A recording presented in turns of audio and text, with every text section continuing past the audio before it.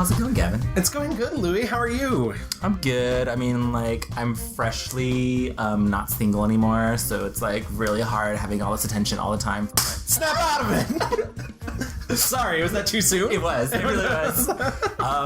Also, can I say, how dare that movie? I was like, oh, who's gonna be this hot love interest? And then turn around and it's fucking revealed to be Nicolas Cage, and I was like, no!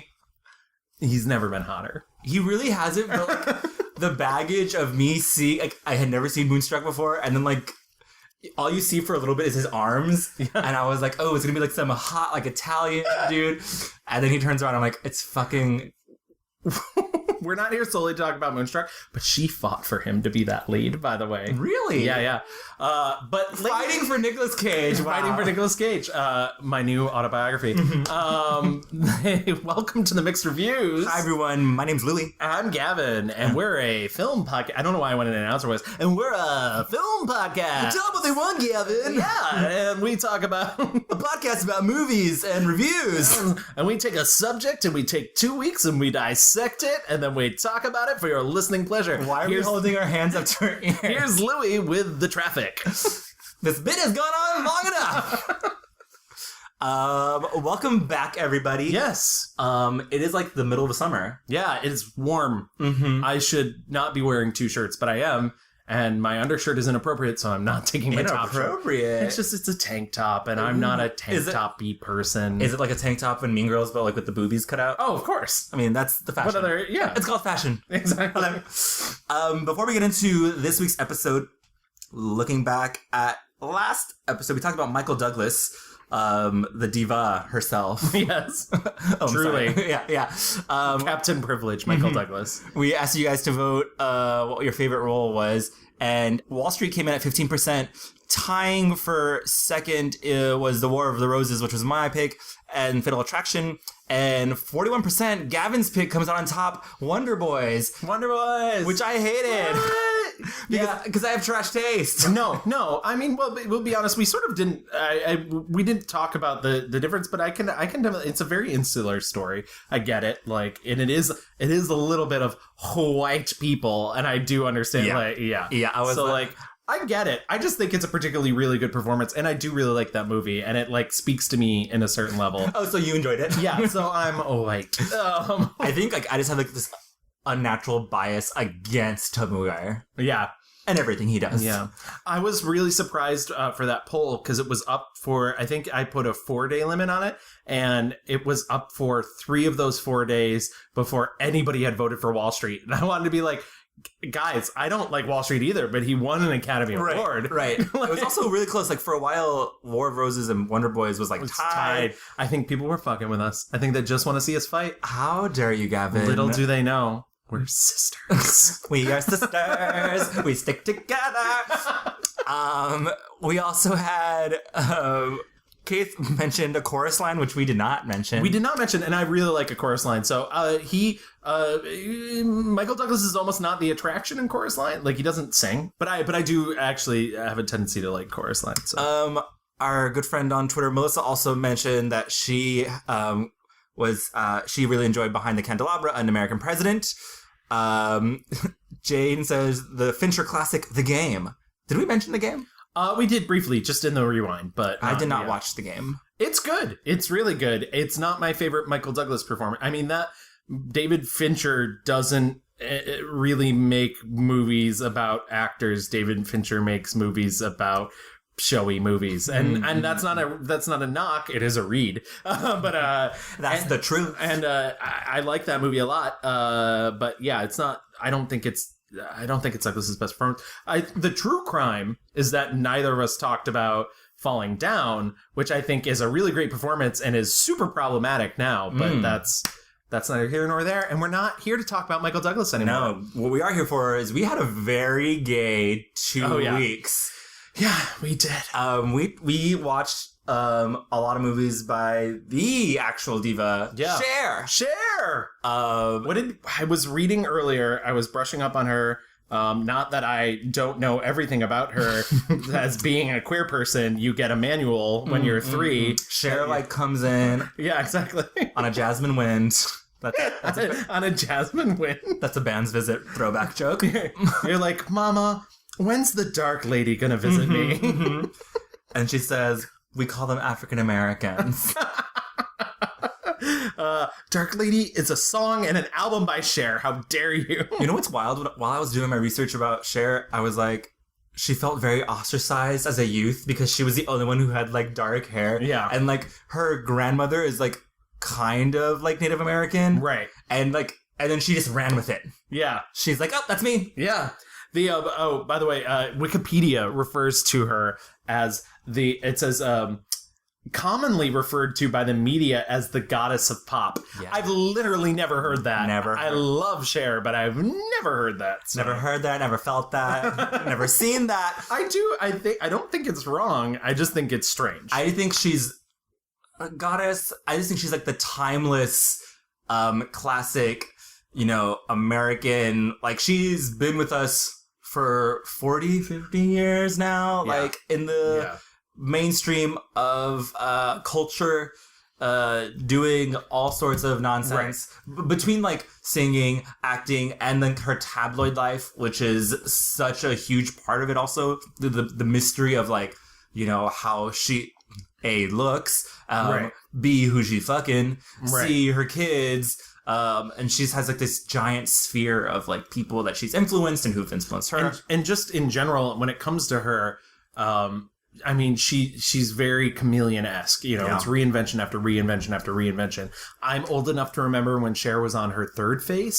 So like, exactly. I feel bad though because like, I will admit I had not seen any Cher movies. That is insane. That is insane. I know. Leave this apartment. It's your apartment, but leave it. I'm leaving.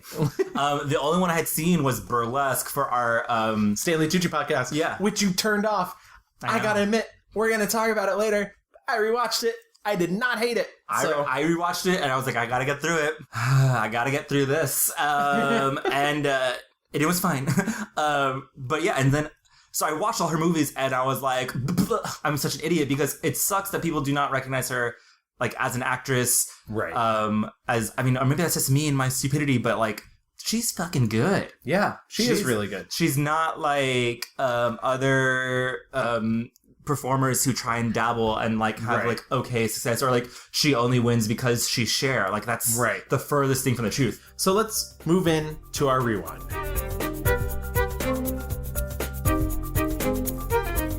I had the pleasure of going deep on Miss Sherilyn Sarkeesian. She was born May 20th, 1946. She gained popularity in 1965, when she was one half of the folk duo Sonny and Cher. Yeah. She grew up in California. Her father, like literally as soon as she was born, took off. Yeah. And her mom, Georgia, I think was that her name? Yeah, her mom, Georgia Holt. And she was like kind of a wannabe actress model. And she was just doing waitressing stuff around LA, trying to make, to survive and to make a career for herself. Her mom at one point dropped her off at an orphanage, and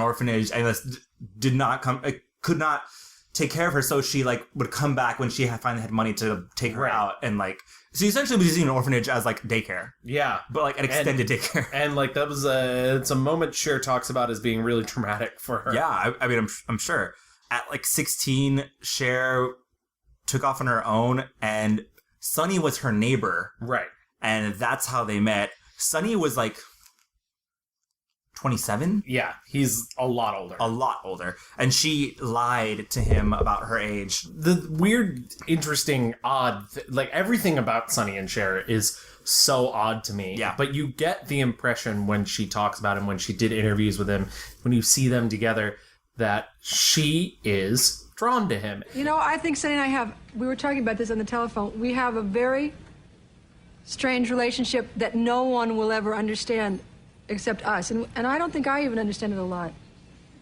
I don't either. Yeah. And he was everything she was. He was short Republican, who was not cool. And a hustler, though. He was like the epitome of someone who was like wheeling and dealing, scheming to like, get anywhere he could like to make his career happen. And people think that he was like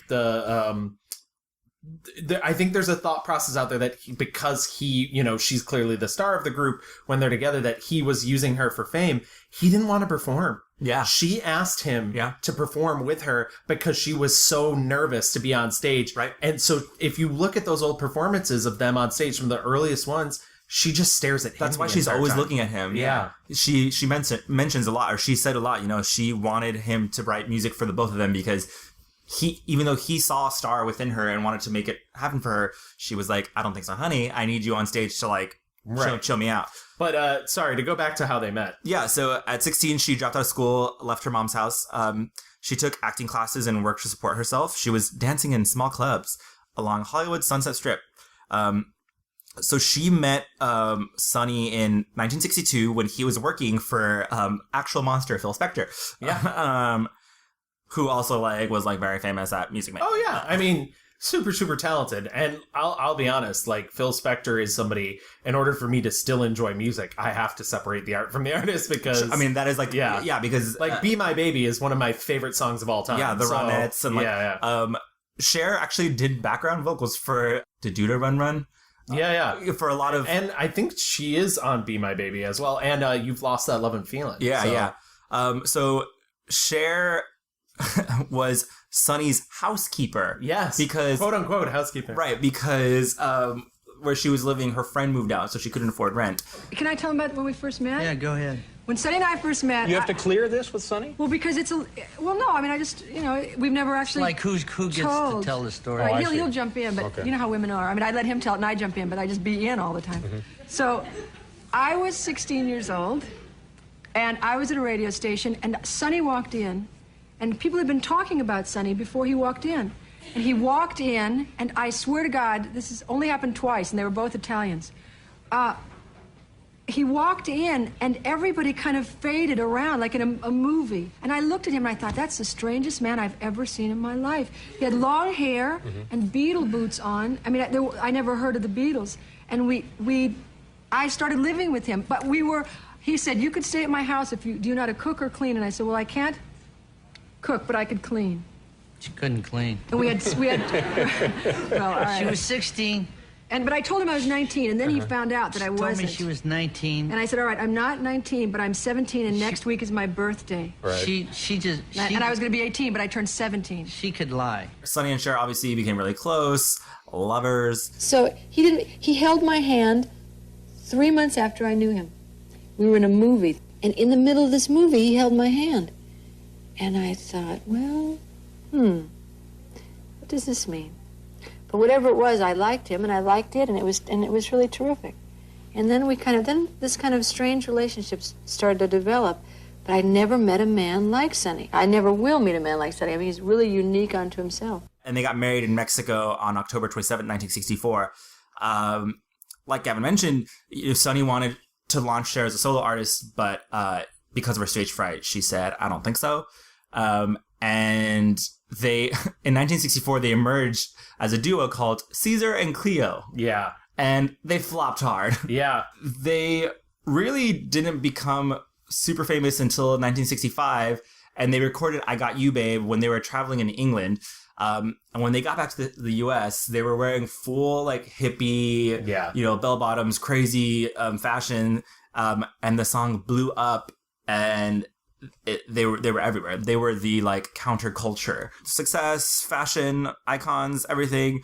They record a bunch of music, and most people don't realize this. Simultaneously, she was still recording her own music, right? And probably one of her biggest hits, most people associate it with Nancy Sinatra.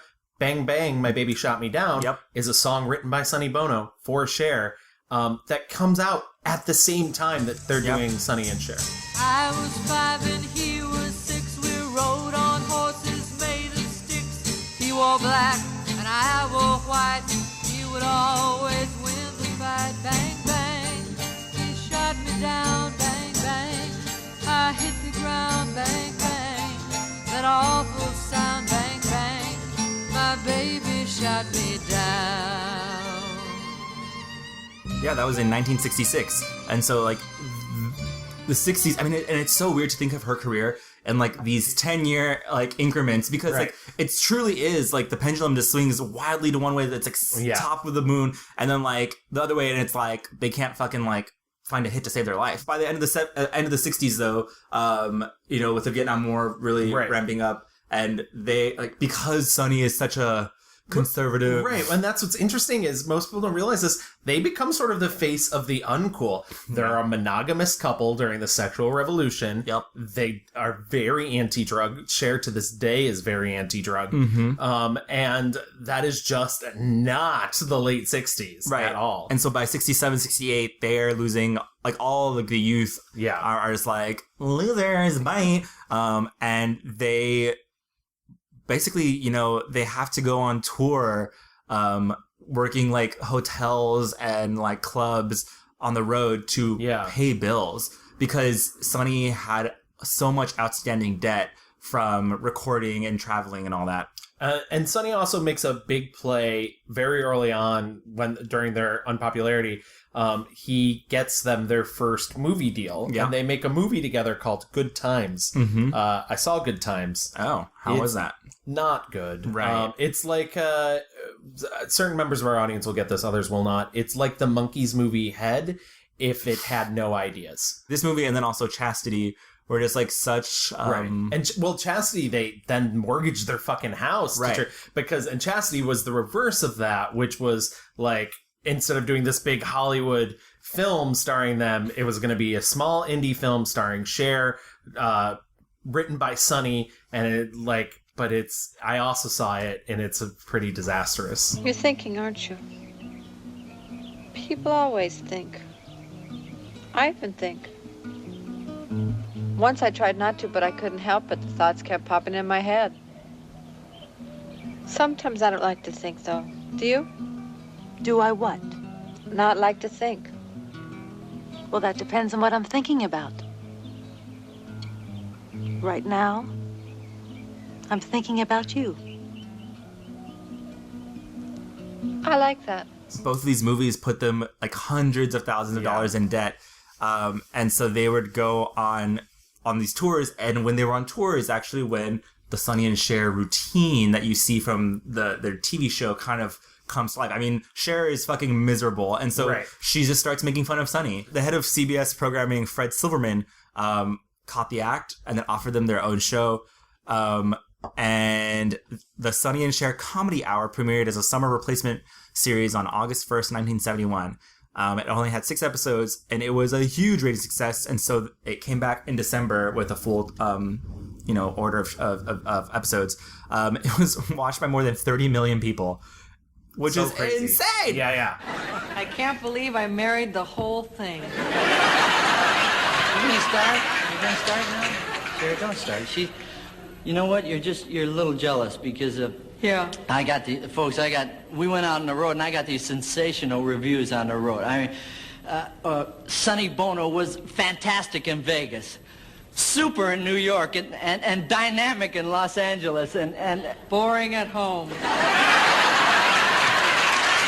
You also have to prioritize that there's like three back then, and but still insane. But I mean, and this is also like the seeds of Cher's career. I mean, she's doing sketches and being funny, and people are also watching to see what the fuck Cher's gonna wear. Yes, she's wearing Bob Mackey's like and immaculate, gorgeous, and this really starts the collaboration between her and Bob Mackie. She becomes Bob Mackey's muse, and he just makes the most scandalous, ridiculous things. She becomes the first woman ever on television to show her navel.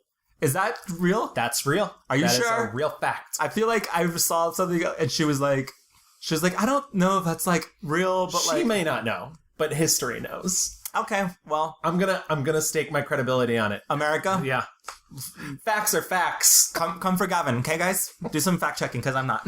Just take me at my fucking word, guys. Well, I mean, it was more the other parts of me that were showing that people were more interested in. So if you showed the slightest sliver of something on the side, people lost their minds. Or if you went down too low or whatever. But because I was married, because Sonny and I were married, I got away with a lot. And also, Bob was making the costumes and they were beautiful.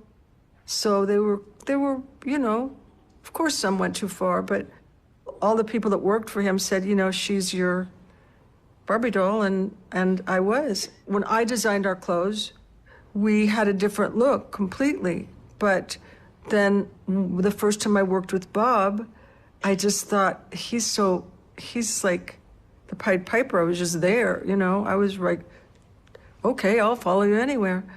I never said, oh, I can't wear that. He is the Cher connoisseur. Yeah, exactly. You're right.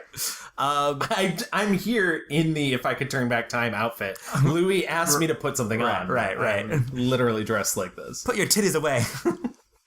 And so as the show is becoming super successful, the marriage is falling apart. Classic story. Classic Hollywood story. That's when we plan to divorce once this show really takes off. Yeah. So thank you, 10 of listeners. Thank you, all you guys. Cher has her really successful run with Gypsies, Tramps, and Thieves. She's having her own success. Their marriage is falling apart. The show is canceled. And again, they kind of have like another like swing back the other way. Before this, she and Sonny have their first child, Chastity. Yes. Who now goes by Chaz. Which I had to sort through so many interviews of people being like really disrespectful and misgendering him. And you will hear clips, obviously, of Cher referring to him as her. Right. Two things about that. Obviously, Cher's career is very long, right? And she's known her child for a very long time, her entire life, in fact. Yeah. So, you'll get stuff from before then, but also, as Cher put it in one of the interviews with David Letterman that I saw, during the years we had talked about it, and I don't really know what made her kind of change her mind. Well, I still haven't got the pronouns right, but she says that's not so important. Mm-hmm. But. She had changed her mind. He had changed his mind, and then it didn't make very much difference. But it kept kind of nagging and nagging. Mm-hmm. And then he said to me one day, "I think I really have to do this." It's like I was trying to explain to someone the other day. I really like being a woman. I feel so comfortable in my body, and if I woke up and I was in a man's body, I would think, "Oh my God, I got to get out of here." And that's the way Chas felt, it's like it was never comfortable. So in 1974, Sonny and Cher filed for divorce. And that in 1974 also is the year Cher wins her first Golden Globe. And that's for working on Sonny and Cher at a Comedy Hour. Sonny tries to make his own show on ABC called the Sonny Comedy Review. Yes. And it was a flop. The other gross thing about Sonny's show is he basically takes the entire crew and writing staff from the Sonny and Cher Comedy Hour for his show. And still flop. Yeah. So she premieres Cher, and the premiere episode, she has Flip Wilson, Elton John, and Bette Midler on. Yeah. And honestly, it was super lit. Yeah. The Los Angeles Times exclaimed, "Sonny without Cher was a disaster. Cher without Sonny, on the other hand, could be the best thing that's happened to weekly television this season." Iconic. So literally 4 days after she's divorced Sonny, Cher marries Greg Altman. Yeah. Of the Altman Brothers. Of the Altman Brothers. She filed for divorce 9 days after that because of his heroin and liquor addiction. So they get divorced, but she does have a son with him. Cher has 2 kids, one with Sonny and one with Mr. Allman. So fast forward through all this like music stuff. She goes into disco. She's doing rock stuff. And it isn't until the magical years of the 80s where we finally get to see Cher like break through. In the 80s, she decides to move to New York. Because she thinks she'll be more successful there and trying to make an acting career happen because everyone in Hollywood and LA is telling her no. She has such like the baggage of Cher is too much. And so she, in 82, she signs up to take acting lessons with Lee Strasberg, founder of the acting studio. And we've mentioned Lee Strasberg a couple times before, but most recently during our Jane Fonda episode, because Lee Strasberg was Jane Fonda's mentor. And she enrolls, but she never goes. That's my favorite bit of that story. Yeah. And she's like, nope, never mind. And the true breakthrough for her is when she meets Robert Altman. Yeah. And what's funny about this is she has said that she would not have a career without him.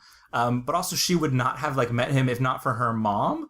Her mom apparently was trying to call Cher in New York, ends up calling Robert Altman because Cher's mom was friends with Robert Altman's wife. That's amazing. And literally, as Cher tells it, she calls and is like, Cher? And Robert's like, what? Hello? And she's like, I'm looking for Cher. And he's like, no, like, and they just like get to talking as moms are wanting to do. And it's like, basically, my baby's in New York trying to be an actress. And he's looking to cast for this Broadway stage production called Come Back to the Five and Dime, Jimmy Dean, Jimmy Dean. And not to get too much into Robert Altman, he is one of my favorite filmmakers, but he had basically left Hollywood in exile at that time because his films kept failing, including Popeye, which was a huge disaster at the time. And him moving to Broadway was his way of being like, fuck you to the system. I mean, and Cher felt the same way. Yeah. You know? And so because of her mom, she gets an audition. That's amazing. Robert Altman basically like calls her up, come in to audition. She auditions and she gets the role. And she plays a member of a James Dean fan club holding a reunion. And she does it on stage, and then he decides to shoot it as a movie. And he basically brings on the entire cast. Which includes Karen Black and a young Kathy Bates. Yeah. And like, it's a great cast. It's a great cast, a great movie. It's really interesting. Yeah. And so she says, quote, without Bob, Robert Altman, I would never have had a film career. Everyone told me not to cast me. I'm convinced that Bob was the only one who was brave enough to do it. And so, and literally it's just like this trickle thing, you know. Mike Nichols saw her on stage in Jimmy Dean and offered her a part in the 1983, like, Meryl Streep Silkwood, which is just like, hello, national splatter. Like, and so she plays a lesbian in that movie. That movie I thought was great. Yeah. And she tells a really great story. I mean, again, it's wild though. It's fucking Cher. Yeah. She was so insecure. And she's like, how the fuck, like, my first big movie is to be with Meryl Streep. Like, what, are you kidding me? In doing Silkwood, you know, I felt a real responsibility to be good and I was terrified thinking, how am I going to be good next to Meryl Streep? I mean, you know, you could start out smaller, you know, Suzanne Summers, and then work your way up. But I was very nervous, and then I thought... That would have been a long way up. Yeah. We might as well both just jump in together. All right, let's just jump on her to death, okay? What does she care? No, well, you know what? It's really strange. I don't mean that with any kind of, with real animosity, because I was, 2 years ago, Suzanne Summers or Pia Zadora. I mean, as long as you're down... No, I mean, listen for a second. When you're down and people kind of take these cheap shots at you, you know, the thing that you have to do is just say, okay, fine, and then you work your way out. Yeah, she recalls a film preview when the audience laughed when they saw her name. And it's that same thing that I mean, not to make comparisons at all, but like when I watched the trailer for A Star Is Born, and it says Lady Gaga on there. I have not been in a theater once where I've seen that trailer where that's not happened when Lady Gaga's name comes up. Right. And I'm not saying I'm not like disparaging her nor praising her, but it just, that seems to be the reaction that people have. It's the baggage of like having your like star name. Right. So she gets really good reviews for Silkwood, and she wins a Golden Globe for Best Supporting Actress. She was also nominated for an Academy Award. She did not win. In 85, that's when her next one comes out, Mask, which... Mask? Mask! Not a mask! Not to be confused with The Mask. Yeah. And Mask was her first really commercially successful movie.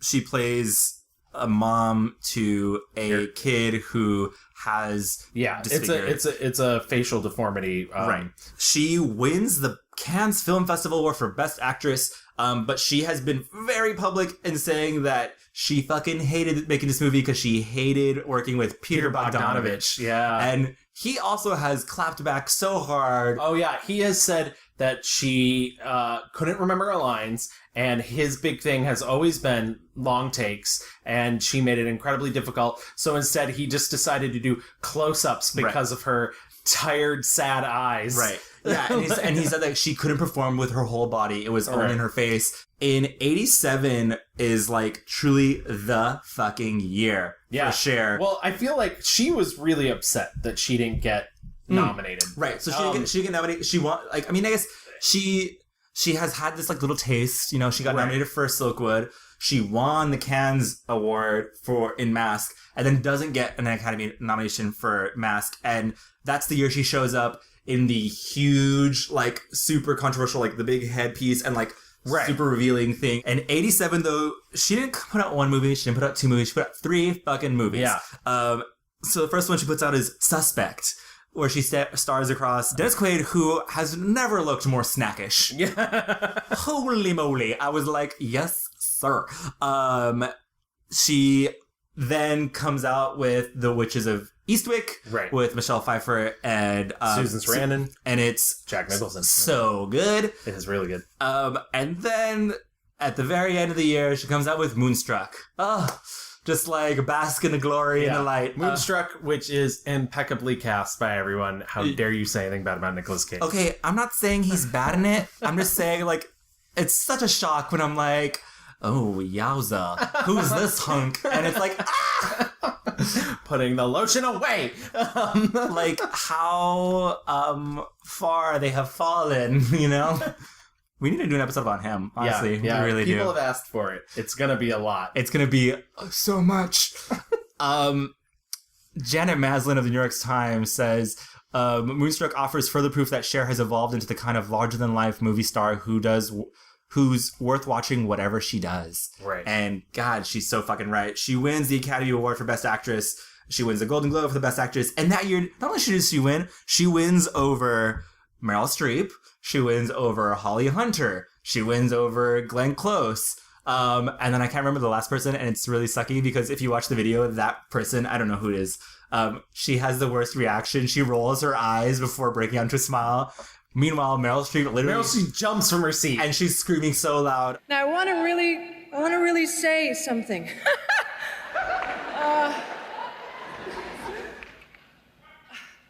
When I was little, my mother said, I want you to be something. And I guess this represents 23 or 24 years of my work. And I've never won anything before from my peers.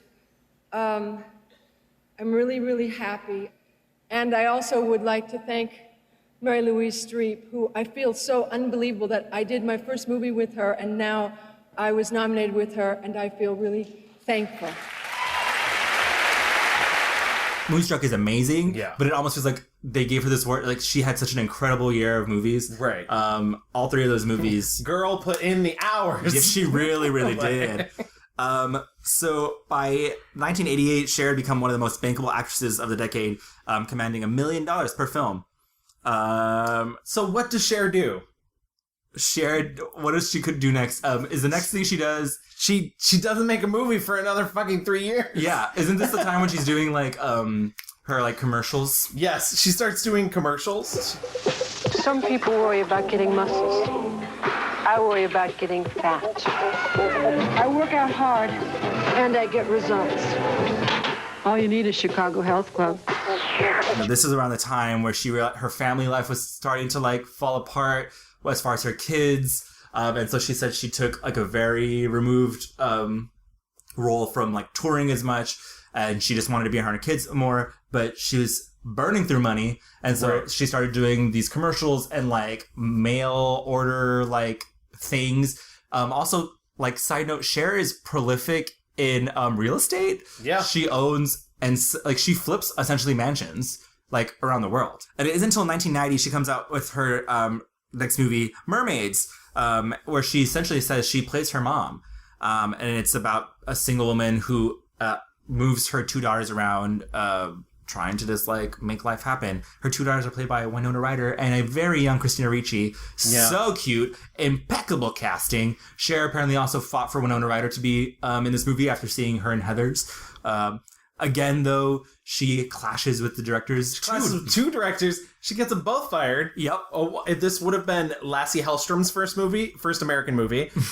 This would have been just another notch in the post for Frank Oz. Neither of them made this film. Nope, that was Richard Benjamin. Yeah.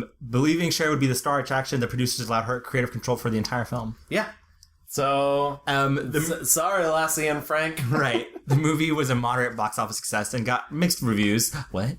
Mixed reviews? Yeah. After that, she becomes...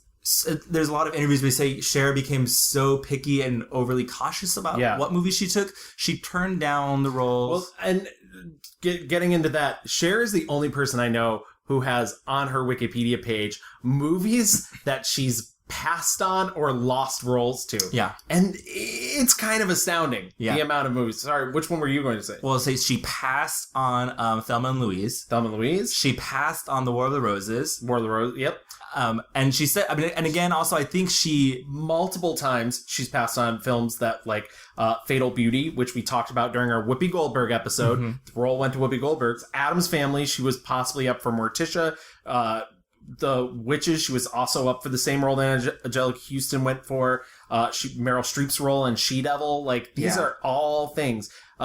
She was even considered for Working Girl, and Melanie Griffith got the part. Yeah, and again, this is also, I think, coming off the end of the 80s, I think she was just like such a fucking star. Yeah. And I want to say, like, coming into the 90s is when Chaz came out first as gay, and Cher had a very difficult time, and she has talked extensively about this. I still feel like there's a contingent of people who've not fully forgiven her for that, and I think that's not really fair, because it feels more like, at least from the interviews and things that I've seen, that the thing that Cher was mostly concerned about is she has lived her life entirely in the tabloids. Right. And she didn't want to see her children targeted in that way. So she thought the more quote-unquote normal that they were, the better off it would be for them. Right. And she's also said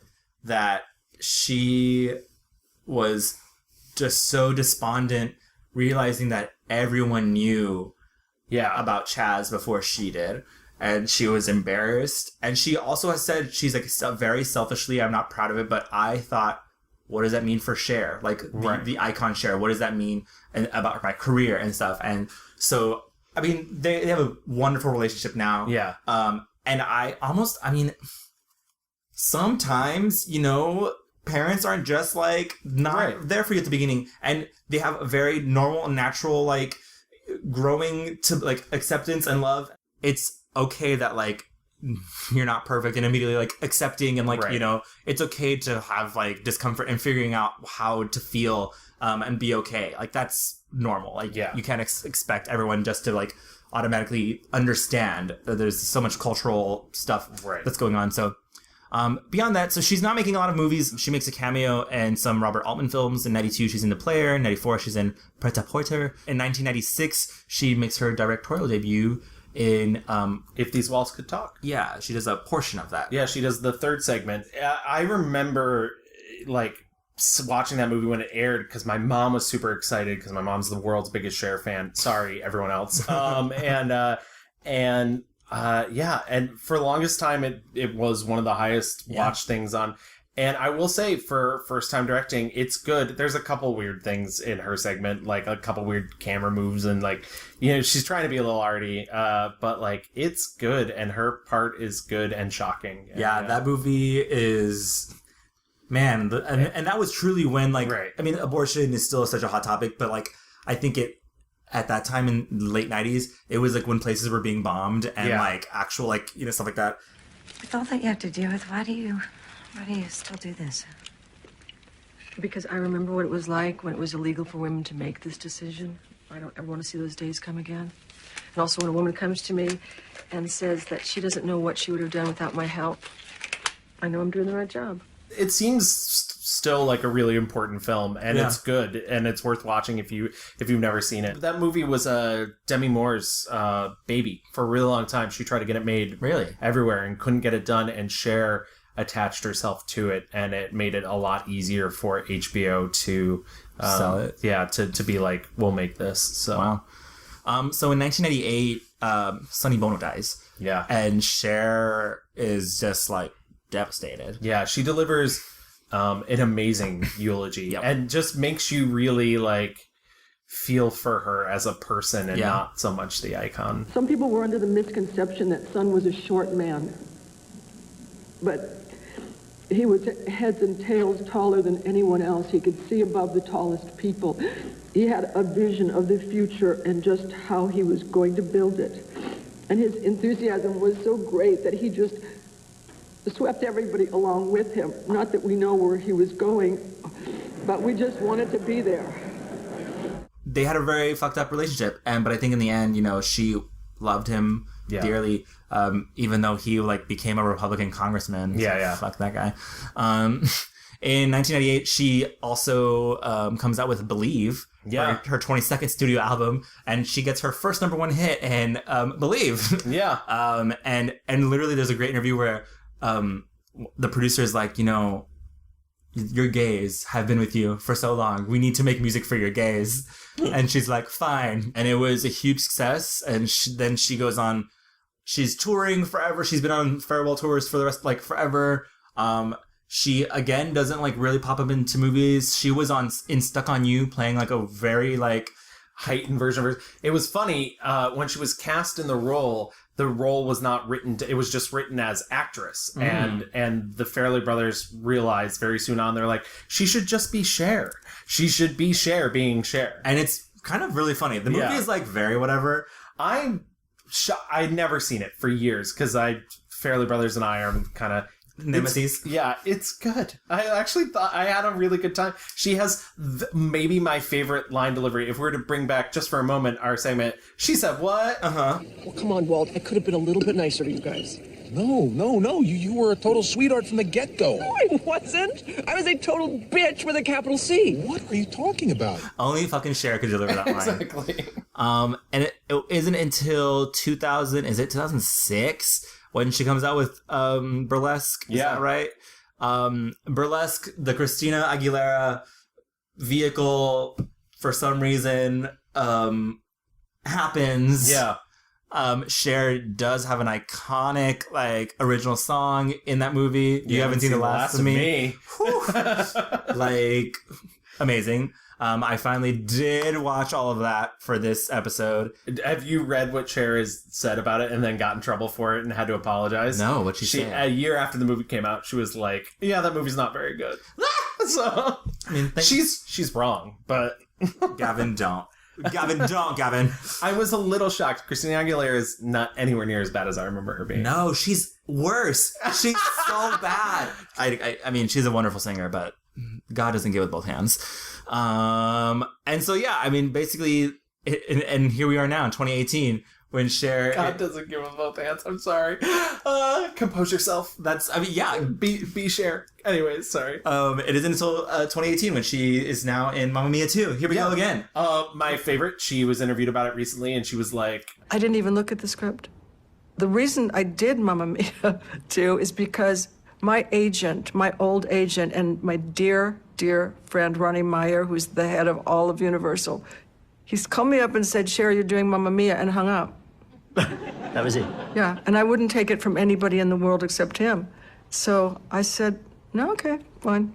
The only two things that you didn't mention that I just wanted to put in real quick, during the 70s, after her shows, she did do a bunch of specials, and I don't know if you've looked up any of them. No. But there's an amazing, like, 16-minute long, she does almost all the songs from West Side Story. Yeah. All of the characters. Yeah, I've seen that. I have seen that, and it's iconic.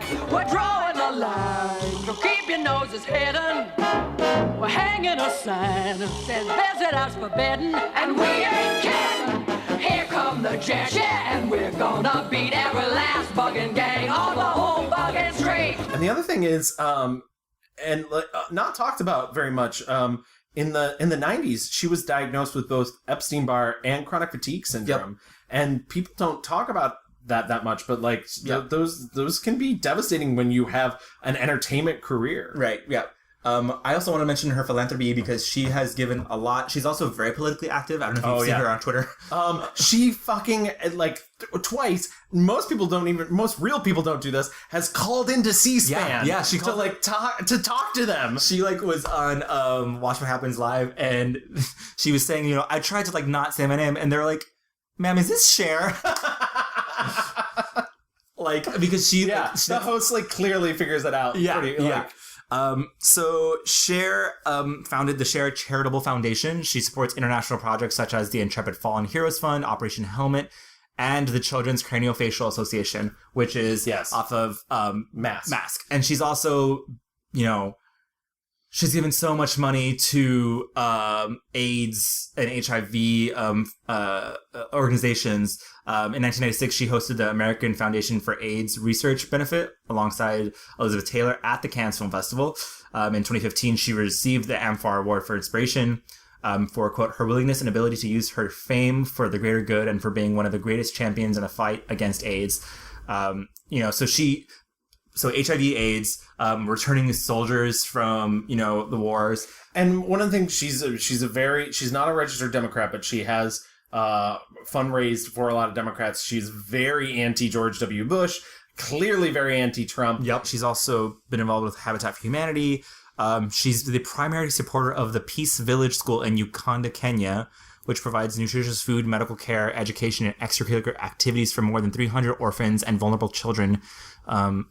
It's amazing, and you don't see her like bragging about it. She gives she gives to Malaria No More. In 2016, after the discovery of lead contamination in Flint, Cher donated more than 180,000 bottles of water to the city as part of a partnership with Icelandic Glacial. It's this like she with Chaz and their relationship and the transformation of that relationship and her acceptance and coming to love her son. She has partnered with PFLAG a lot of times and spoken at the conventions. I was going to say she was one of the keynote speakers, I believe, at one point. Yeah, and she received the GLAAD Vanguard Award in 1998. 20 years later. I know. It's truly fucking crazy. So yeah, she's just so outspoken, a true ally. And I know we need to get out of our rewind and into our picks, but Cher's had a very long career, and there's a ton to talk about. But one of the things I think is most interesting, and I mentioned this a little earlier, she's lived her entire life in the tabloids. And if you look up interviews with her, especially in the late 80s, early 90s, you can't watch one interview without somebody mentioning her tattoos, which, by the way, I've heard she's actually been in the process of having them removed since the early 2000s. And she said in that interview, like, when I got my tattoos, it was edgy, and now everyone has them, so it doesn't matter. But like, literally everything she's ever done has been scrutinized, from who she's dating, and she's been attached to a lot of people, like Tom Cruise, Val Kilmer, like she's dated them all. But like, it's interesting that like she has this very I don't give a fuck attitude, and I think part of it was cultivated because no one would leave her the fuck alone. Right. I think it's incredible, like the scrutiny that she's had because of her body and the way she looks, and the whole, like, in the end days will be cockroaches and Cher. She's been frank about, she said, I think talking to Oprah, she's like, listen, I had my teeth straightened. Right. And she also had braces. She had a nose job, and she's had her boobs done. Has she had more? I don't know. Well, probably. She actually, in one of the Oprah interviews, Oprah asked if she had a facelift, and she's like, of course. Oh, yeah. If I wanted to have my face put on my back, it's my face, It doesn't, it's like, it's nobody's business what I do with myself. She's very much like, if you're not hurting anybody and you're doing your own thing, like, it's your body, you can do whatever you want with it. One of my favorite, in a more modern interview, she was on Graham Norton, and Graham Norton asked her, like, sort of, which Cher was with them tonight. How do you decide? Because there's biker Cher, there's blonde Cher, there's angelic Cher. There's just me. They're just me in different rappers. It's only me, always me, just plain old me. And I think that's a very true thing. I think she is always Cher. We contain multitudes. Exactly. I'm sorry, but Cher has a lot of them. So I think that's a good place to move in. Let's get it out of the way. Let's pull the Band-Aid off. Let's move into our 1-star reviews. Okay. I'm just gonna get it out of the way, Louie. It has to be burlesque. It has Does it have to be? It has to be. Burlesque is about Christina Aguilera, who is leaving the Midwest or something. Yeah. And to go... She's leaving a bar set. Right, truly. She takes some cash outside of a drawer. It's the beginning of the movie Crossroads. Got it. It really is. She finds herself on, like, the streets of LA, and she sees the bar, and she, like, sees Julianne Hough and... Veronica Mars. Veronica Mars is there. Correct. Doing her She's show. undercover. Yeah. That's why she seems like such a bitch in the movie. I know. She's like undercover the whole time. Kristen Bell. And she's like, oh my God, I can be a star. What is this place? What's happening? Right. And she just wants to join. And Cher is the owner of this club. Right. And the club is having some financial difficulties because she's mortgaged it a couple times. Right. And Stanley Tucci's her right-hand man, and they should have been together, but he's gay. Uh-oh. Yeah, and Eric Dane, is that his name? Yeah, I think Eric Dane. Remember when we were trying to make him a star? Him and Cam Getchnet. But he wants to buy the club and put a high rise there. Yeah. And that's literally all you have to know. And then it's also musical. And also, it's also musical. And like, I will say Christina is really good at the singing parts of this movie. And if they want me to believe that, like, oh my God, we have so much financial troubles at this club, but like literally every musical number is like her on a chandelier spilling champagne everywhere, and like there's like trap doors behind the bar, and like all the like instead a normal club would have like 1, maybe 2 like waiters. Yeah. This one has like 6, and they're all dancers, which is funny because they only have it. Like they're still having financial troubles. They only have that many after Christina Aguilera becomes popular. Right. Because before then, she has to get her way into the club by pretending to be a waitress. Correct. Because they lose their only waitress. I mean, the movie, so the movie is bad. Cher is basically being Cher. Yeah. You know, she's not really like giving you layers of anything. She's very much just like, this is my club. I'm not selling it. And very much like... Yeah, the emotional scenes are a little hollow. I'll give you that. When, like, Christina Aguilera doesn't know how to put on makeup or some shit. Yeah. And Cher's like, come here. Let me help you. First of all, you gotta wet it if you're gonna get a clean line. Push right. When you are putting on your makeup, it's like you're an artist.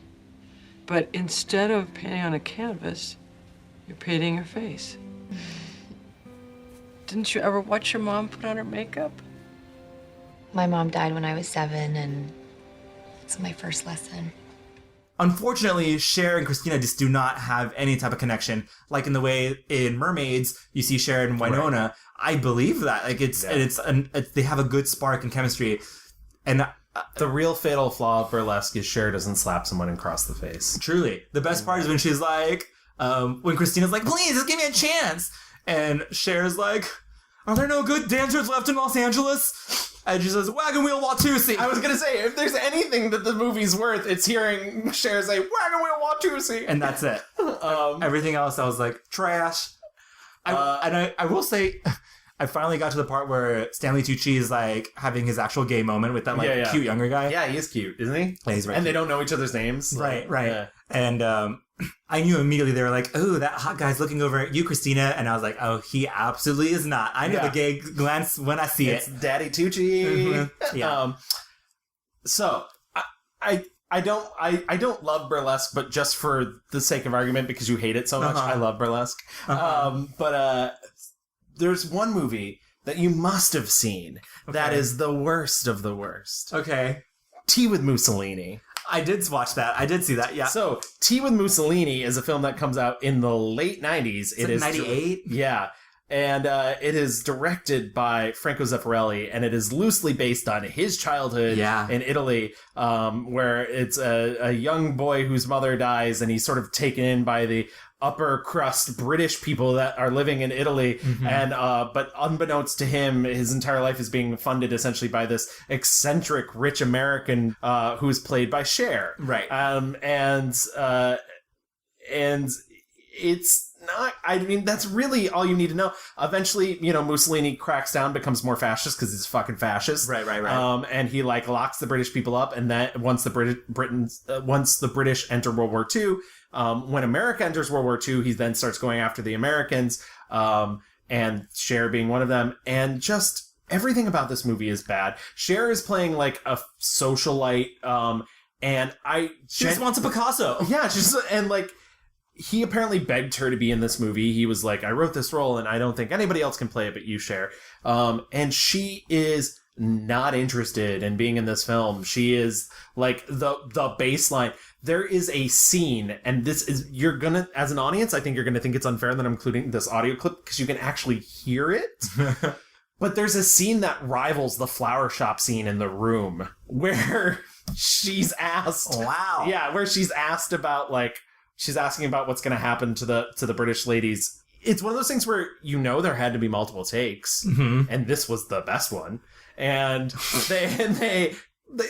she's talking to someone, and it's literally, you can hear they're not even talking to each other. She steps on his line at one point, and it's just really embarrassing. It's really embarrassing. With them. What's going on here? The English get bored with Florence, now they're all heading back for the excitement of Bournemouth? It's the war. Italy's not in the war. Not yet. Il Duce is waiting back the winner. Signora, I documenti, per favore. I'm not leaving, I'm just arriving. La prego, I documenti. I'm American. Americana, mi scusi. And what about Lady Hester and the others? No, they refuse to budge. They still think Mussolini's going to look after them. Thank God. What would Florence be without the Scorpioni? Let's hope the Florentines think the same. It was lovely to see you. Goodbye. And it makes me sad because there's so much talent in that film. The film also contains Maggie Smith, Judi Dench, Joan Plowright, Lily Tomlin playing gay, which she never gets to do. And yeah, it's like garbage, looking back wistfully. And I think the other main damage point for the film is it's almost like Franco Zeffirelli was like, yeah, we've had a lot of films about how bad World War II was, but what about how bad it was for the rich people? Okay. And it's like, fair. No. Fair. No, you asshole. So I watched this movie, and I will say, is this not her first movie where she's actually singing? It is actually her first movie where she sang until Burlesque. Yeah. And I did think it was kind of interesting and funny that the role, essentially Maggie Smith is like, oh, what a garish American. Right. And I thought that was kind of funny. Well, Maggie Smith's fine in the movie. Yeah. Everybody else is fine. Yeah. Lily Tomlin's great in the movie, in fact. And there's scenes she shares with Cher, where I'm just like, why doesn't Lily Tomlin just tell her friend to, suck it up? Act. I would definitely watch if Cher wanted a quick guest arc on Grace and Frankie, I would love. Yeah. I would live. Yeah. Now that you saying it, how are the rich people though? Exactly true. So yeah. Anything else that we didn't really like? I mean, I think that's mostly, be perfectly honest, I think because she's had, an 18 film career. Right. I don't think I think she rarely pulls a bad performance. I mentioned Chastity and Good Times up front. Everything else, she actually seems like she's engaged, or even if she's not, right. She's such a fucking star. It doesn't matter. I will say, it took me forever to find it. It took me the entire 2 weeks to find it, and I finally got my hands on a copy of it. She's in this Paul Mazursky's last film, which is this 1996 very small film called Faithful, and it's her and Ryan O'Neal, and it's Chaz Palminteri, and it's based on a play he wrote, and it's really bad, and you can tell it's based on a play. It feels like there should be laughter from an audience, and it doesn't really work out. She's a wife of a rich man played by Ryan O'Neal, who he's hired Chaz Palminteri to kill her. But she's good in it. It's just a slog of a movie. Right. I'm a housewife, Jack. Is that the worst I could be? Oh, listen. No, you listen to me, okay? Mr. Success? When my father died and left me the business, it was my idea to sell the house and buy more trucks. Don't you throw that up in my face. And another thing. When we got married, Jack, we had nothing. Where was my parachute then? The business is in trouble because of your ego. You're overextended and you know it, Jack, okay? Those cars, this house. Look at the size of this house, Jack. There's only 2 of us. We didn't need it. She'll give a performance, I think, if she's engaged. Oh, for sure. I mean, I think the lesson here is like when she wants to work, right? She'll go to work. Yeah. And when she's like, whatever. Yeah. Okay. So I think that would bring us to our 5-star reviews. Do you want to go first? I would love to go first because I'm curious as to what you're going to pick. But I have to say, I think I agree with Cher. As much as I would be lying if I didn't say like Moonstruck is amazing and Moonstruck deserves every positive thing said about it. Right. She deserves the Academy Award for it. But Mask is really her glory, like her shining, glorious moment. As you mentioned before, she plays Rocky Dennis's mother. She's a drug addict, and she has this son she clearly loves and probably shouldn't be taken care of. Mm-hmm. And yeah, I mean, the movie is mostly about him and him going through his life with this deformity and trying to just be a quote unquote normal person. Yeah, teenage kid, exactly. But while all that's happening, you have this wonderful side story about this mother who's like gives everything she can to the son but is emotionally unavailable due to her drug addiction and is also re-falling in love with Sam Elliott, who's like so handsome and fucking charming. And yeah, exactly. And just like he shows up at a party with the Free Mustache Rides t-shirt and I've never once in my life been like, oh, that's charming. But on him I was like, I would kiss you, Sam Elliott. Right. I would, and like whisper sweet nothing. Yeah, exactly. Like, oh yeah, I want to ride a motorcycle with you. What am I? I'm feeling warm. And what is this feeling? It's a real story.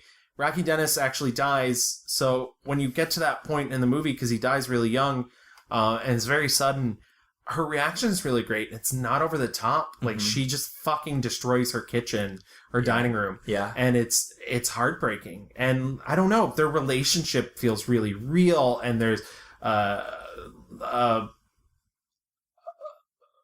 don't even know how to put it in words. There's like a bond between them, that genuinely makes you believe that she cares about him. Also, she slaps him in the face, as she is wont to do to everyone else in the movie. As she really is. Yeah, every movie. Just slaps him. I hate you going out all the time and coming home wasted out of your mind. It's none of your goddamn business. You're my mother. Yeah, well, you're not my warden. Man, I can't hack this. You're always watching me, trying to tell me how to live my life. I never tell you how to live your life. Oh, the fuck you don't? Hey, what's this? Huh? What do you call these? I found these all over the house. Man, they were planted every bit of it like goddamn Christmas stocking. I don't want you taking drugs. How could you do that? I hate you.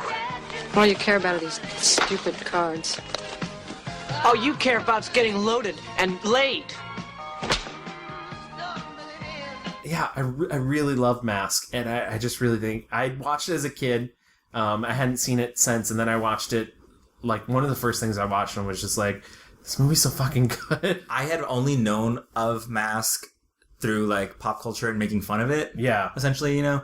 And so I was really interested to watch it, and I was super like interested that like they kept this like, I mean, a lot of their family dynamic comes through this motorcycle gang that they're that and that's such an interesting thing, and so you don't see that. Like it's this motorcycle gang is presented, and it's a little, some of it's a little schmaltzy, but like presented as this like extended family. They take care of each other. Yeah, and they're like not only like motorcycle gang, like quote unquote like roughnecks, but like you know, there's one guy who's like basically mute, doesn't talk, and is also an outsider the same way that Rocky is.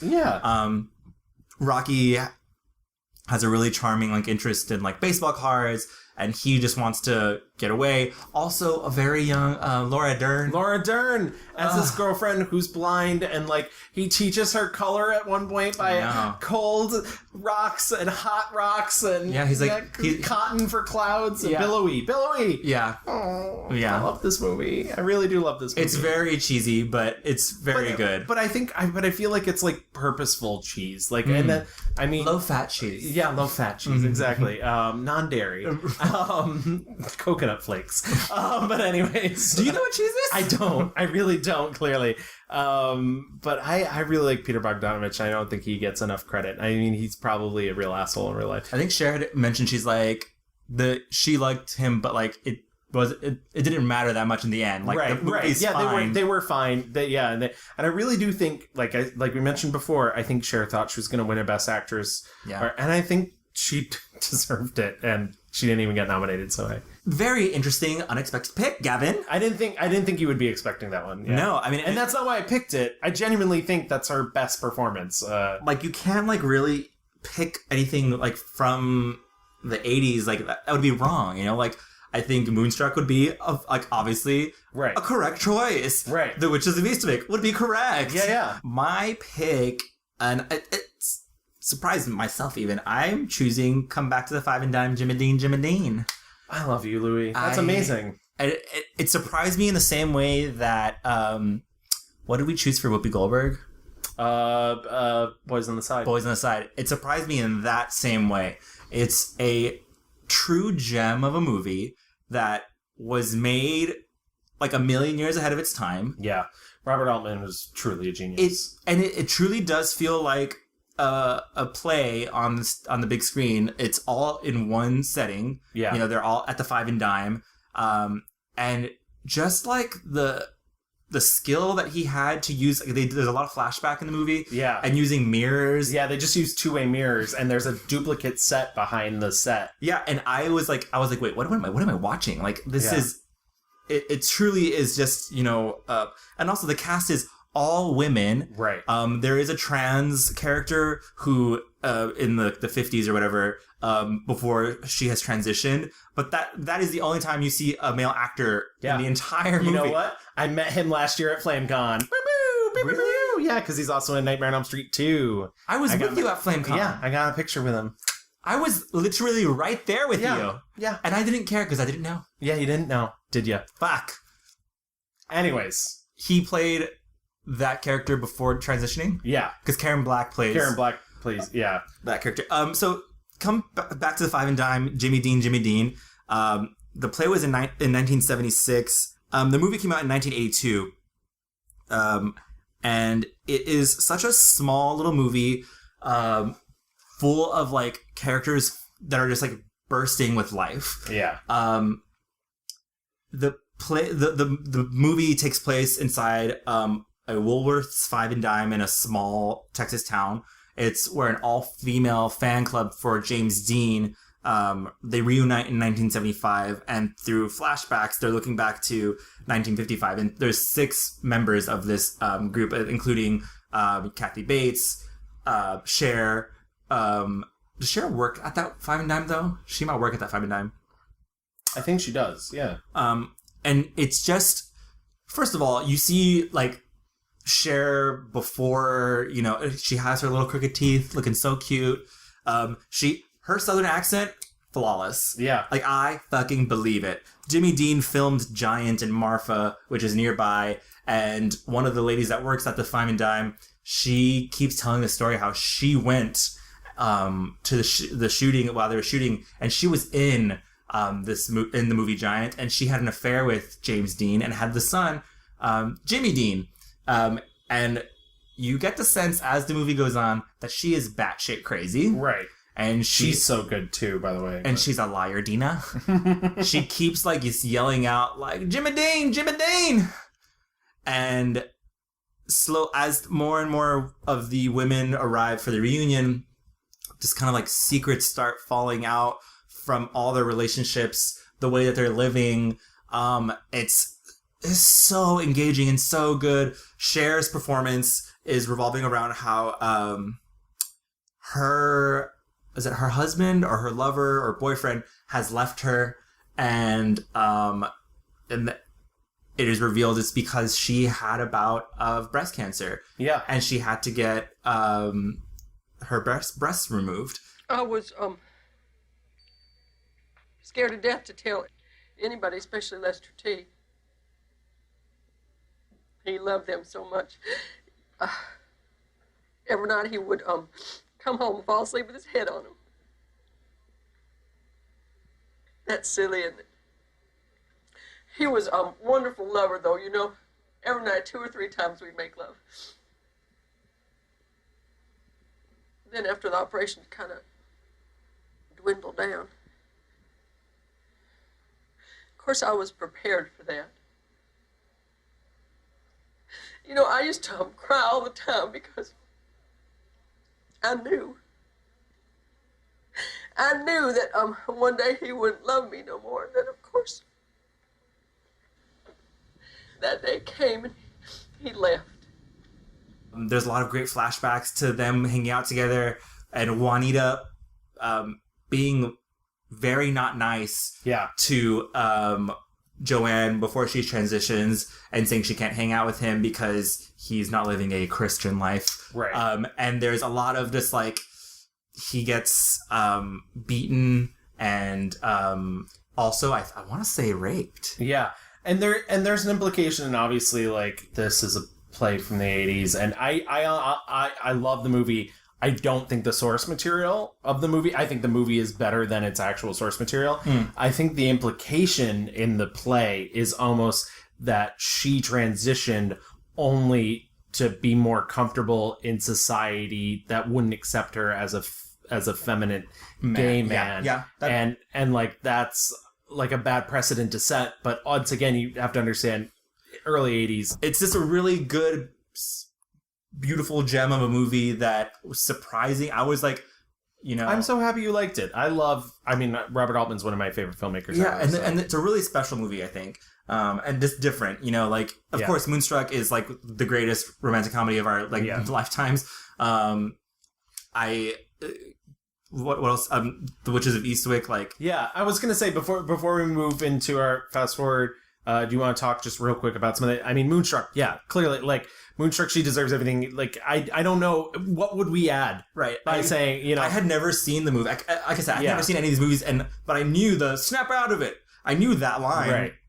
Seeing it within the context of the movie is so satisfying. Yeah. And also, like, the rest of that scene, him carrying her to bed, and she's like, take your anger out on me. Yeah. Like, you know, like, that's... Like, and not only did she slap him once, she slaps him twice. Right. You know, you got the bad eyes like a gypsy, and I don't know why I didn't see it yesterday. Bad luck. That's it. Is that all I'm ever going to have? Oh, I should have taken a rock and killed myself years ago. I'm going to marry him. Do you hear me? Last night never happened, and I'm going to marry him, and you and I are going to take this to our coffins. I can't do that. Why not? I'm in love with you.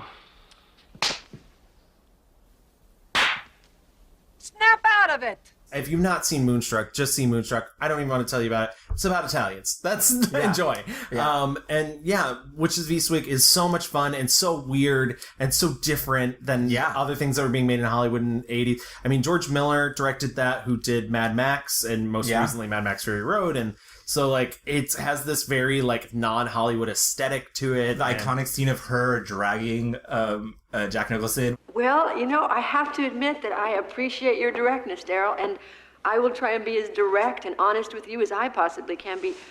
I am positive that you are the most unattractive man I have ever met in my entire life. You know, in the short time we've been together, you have demonstrated every loathsome characteristic of the male personality and even discovered a few new ones. You are physically repulsive, intellectually retarded, you're morally reprehensible, vulgar, insensitive, selfish, stupid.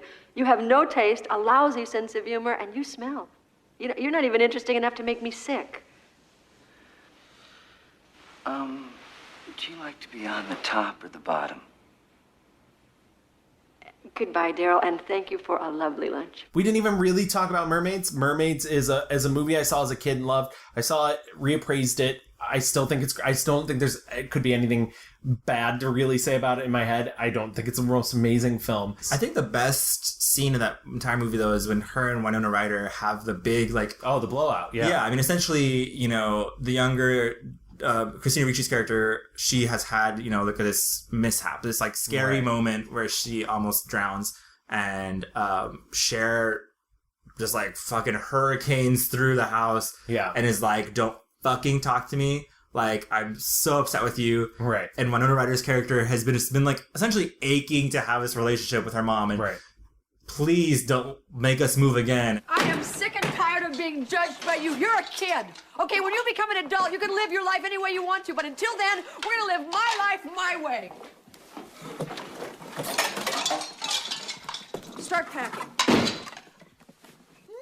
I said pack!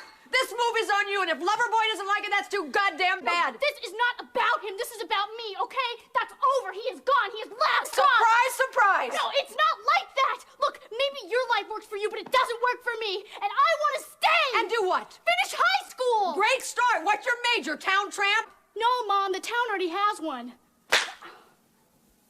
And you know what happens? Cher slaps her. Cher fucking slaps her. The hallmark of a good Cher movie.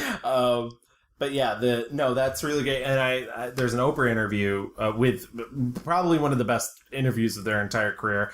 Oprah and a very nervous Winona Ryder who's never been in front of a live studio audience before.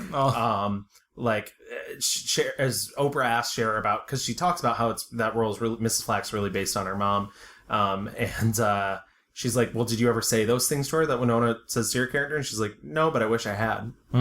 So yeah.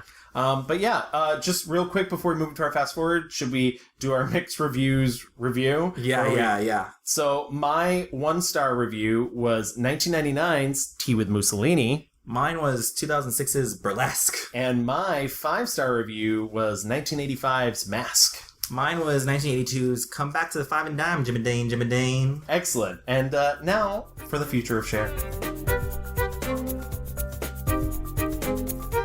So, I mean, she's kind of doing whatever the fuck she wants, like, right, as Chers want to do. As Chers are wont to do.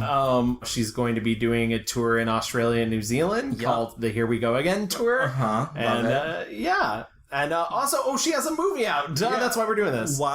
I didn't get to go see it because homophobia exists. But you gotta go see it. I did get to go see it. Tell me your thoughts, your dreams, your everything. I liked it, surprisingly. It's not as good as the first movie, and I think part of that is the first... Really? Yeah, I know. Shocking. No, I mean, I feel like every reviewer that I've seen has been like, this is better than the first one. I think maybe they're looking for something different, because one of the things I like about the first movie is Phillida Lloyd, who directed it, was her first film. She directed the stage show. She's primarily a theater director. And it felt like the world's most expensive first movie. Like, she was really going out there. And because of that, it doesn't feel like a film. Like, there's like a lot of Looney Tunes moments, a lot of things that... And it's not stagey. I don't want to say that it's like, you know, looks like a filmed play, but there's a lot of things that you just never see. There's a lot of snap zooms out of nowhere and just chorus members just appearing out of it, and it's very weird. And like I said, there's an elasticity to it that you don't get. And this one was directed by Ol Parker, who has written and directed films before, and it felt more like a movie. And like, I feel like that's to his detriment, because in a way that's almost a little less fun. It's very much going for that Godfather 2 vibe. I know that sounds insane, but it's true. Cool. Where flashbacks inform the present, and the present informs the flashbacks. And the songs are a lot of fun. And yeah, it's a little sadder. I don't want to say why. I'm sure you've had it spoiled for you by now, but it's definitely a little sadder. I teared up at the end. Oh my God, Gavin. But I will say this. Cher is in it, and you have seen all of her scenes in the trailers. Oh, good. Yeah. Wow. She is in it that much. I've decided to commit to being a grandmother. 25 years too late. I say we move past that. You know, so if being a grudge holder makes you fat, so let's just concentrate on the here and now and me stepping up to becoming a good grandmother. A great grandmother. Thank you. No, he's saying that... Wait, how do you know? Sky? I didn't say anything. We agreed. So? I only told Sam because he's my stepfather and also 1/3 of my real father. I just told Bill. He's my best friend. And I told Harry, he's father number 3. I told many people. The only thing that you don't see is the entire length of the song Fernando. Does she sing 2 songs or 1 song? Well, she sings Fernando, and then they have that credit moment, like in the first movie, where everyone comes out. Everybody comes out and they reprise Super Trooper from the first movie. So she starts off Super Trooper, and then everybody else joins her. And, wow. Yeah. And she's truly a star. She did not have the time. Yeah, exactly. Like, I mean, it's funny because we talked about this during the James Fonda episode when we talked about book club and how everything was like super soft lit and everything. Right. But Cher's face doesn't contain any wrinkles because it's no longer made of skin. Right. And so like they don't really have to do that in this movie. Yeah. And I think that's an interesting thing. She's 72 years old. She is 72 years old. And honestly, if I was And she's not a day over 40. And her face is not a day over 17. Or at least the pieces that are making up. I just feel like if I was Cher and I was 72, I would be sitting at home calling C-SPAN every day. Every day, yeah. I was like, I don't have to be like, you Right. know, I would literally be sending Chad Michaels to do work for me. I don't know what else in her bag of tricks. I don't know. Well, she doesn't have to do anything. Like, that's the interesting thing. More so than anybody else we have talked about. Literally, Cher doesn't have to do anything. She has nothing to prove. She is a true icon, whether it be in acting, singing. Like, she's got nothing left to prove. She does have another movie on her docket. It's a movie called Artist in Residence. She's the only person attached to it so far. And the plot description is: the son of a real estate mogul is sent to buy out the last remaining resident of an iconic New York building, which proves to be more trouble than he bargained for when the tenant turns out to be an eccentric woman with nothing to lose. So it Ring could, a bell? Yeah, exactly. So it could be like a really fun return to comedies for her. I would I think she's so fucking funny. Yeah. But also, I mean, gosh, she can do it all because we didn't talk enough, honestly, about Silkwood. No, we didn't. And she's really great in Silkwood, but I feel like Silkwood is a conversation we would have to have more for Meryl Streep. Like, true. I mean, I will say her playing lesbian in Silkwood, and like not doing any like crazy stereotypes. I mean, it was there's that scene when she tells Meryl that she loves her. I love you, Karen. I love you too. I don't mean I love you too.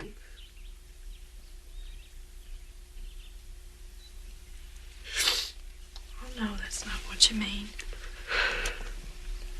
That's what I mean. It's so fucking like sad and heartbreaking. All that to say, she can do literally anything. Which also reminds me, so she has the EGO of the EGOT. Right. And the Cher Show, which is a Broadway jukebox musical about which comes Cher. out. It's played Chicago. Yeah. Comes out in December. Yeah, on Broadway.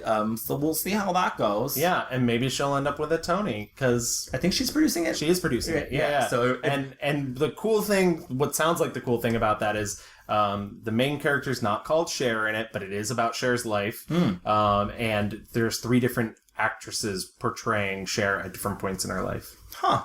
Yeah, I didn't know that. We'll go. We'll hold hands the entire right. time. and cry. And cry. Yeah, exactly. I'll be like, this is just like Mamma Mia too. and you'll be like, stop it. Triggered. Yeah. But yeah, I would just like, I think it's funny when she sends up herself. Yes. I think it's, you know, when she leans into her like legacy and icon status, it's just like so fucking good. Like I said, I would love to see her hanging out with Jane Fonda and Lily Tomlin and just like still creating stuff for themselves and being silly and, you know, God, could you imagine if Cher, like Book Club 2 and then Cher is also in it? Yeah. I don't even want to think about this, but like Cher will die someday, and I think it's going to be just a really dark day in reality. Absolutely. Yeah. It's going to be, I mean, and when she does, it will be too soon. Yeah. Truly. Yeah, truly. Because she, I mean, I didn't mention this, she's like the only artist who's had a top 10 single in like the 4 decades. Yeah, for all of the decades from 1960 to the 2010s. Yeah. She's had a top 10 single. It's really, I mean, it's an achievement. True. I mean, yeah, it's not only like just not only to be around, like there are a lot of musicians and like performers who are around, but like to be around and successful and working. Come on. Someone is going to be angry because we didn't bring up the episode of X-Files Modern Day Prometheus, so I'm just saying it now just to get it out there. Fucking nerds. She's not actually in the episode, so she was too busy. Doing Will and Grace. Yeah. But anyways, so that wraps up Cher. She is an icon, and she's the goddess of pop. I am so happy you suggested her. Oh, good. I'm happy you are happy because I felt like you were like really hesitant, and I was like, Aren't you gay? I am very gay, and I'm only gayer and stronger now. Truly, guys, if you have been like resisting or like did feel like you had a reason to watch any of these iconic 80s movies that she's in, like this be the launching pad for you to like. I mean, just watch Moonstruck. If like you're like, fine, I'll do one. Do Moonstruck, and then let that inspire you to watch Mermaids and The Witches of Eastwick. Holy shit! Like. Mask. And come back to the Five Dive, Jimmy Dean. Please. Come back to the mixed reviews. Yes. Jimmy Dean. And if you want to contact us, you can find us online on Twitter. We're at The Mixed Reviews. Or on Facebook, just type in The Mixed Reviews. You can email us at reviewsmixed@gmail.com. You can download... You're going back into like the radio voice. Don't acknowledge it. Okay. You can download us on iTunes, Stitcher Radio, iHeartMedia, Podcast, whatever. Yeah. Spotify. We're everywhere. And if you listen to us on Stitcher or iTunes, please rate and review us. It helps other people find us. And then we'll become their best friends. And you'll be their best friends through proxy. Yeah. And we're all really good friends. I love proxy best friends. Oh, me too. You're just using me. I really am. But thank you so much for listening. We'll be back in 2 weeks with another brand new star or subject. Yeah. Thanks. Bye.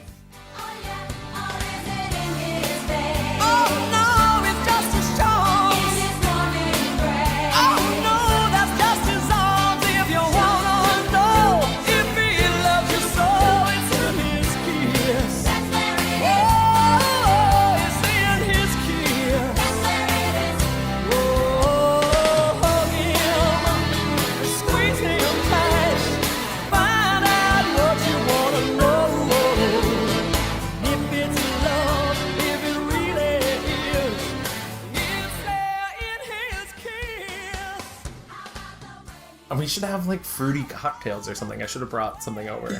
I was literally gonna try and make like a wine slushie, but then I realized I just had like frozen bananas and wine, and I was like, I don't think that's enough. And I don't wait. I mean, I have Gatorade and vodka.